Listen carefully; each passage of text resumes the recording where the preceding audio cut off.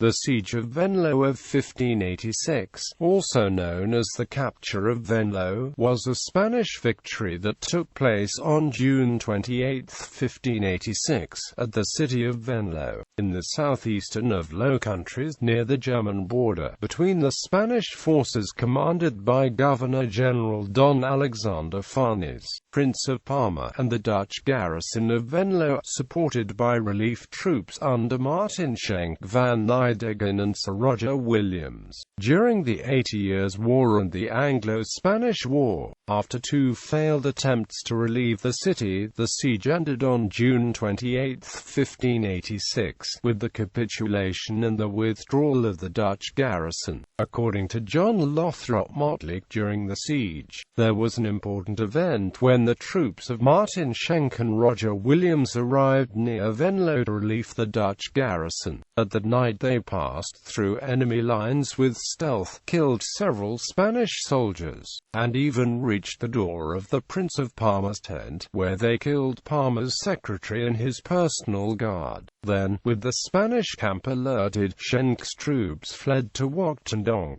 being pursued by 2,000 Spanish soldiers. In this pursuit, near the half of Maarten Schenck's troops were killed or captured. After the capture of Venlo in mid-July 1586, the Spanish army led by Don Alexander surrounded the city of Neuss, an important Protestant stronghold in the electorate of Cologne, as part of Spanish support to Ernest of Bavaria in the Cologne War. The city refused to capitulate, and consequently Neuss was virtually destroyed by Parma's army. The whole garrison, commanded by Hermann Friedrich Loet, was killed or captured, including himself. On May 21, 1597, Maurice of Nassau tried to capture Venlo by surprise, but the operation was a failure due to the great defense of the Spanish garrison, supported by the population of the city. In 1606, another attempt led by Frederick Henry resulted in another failure.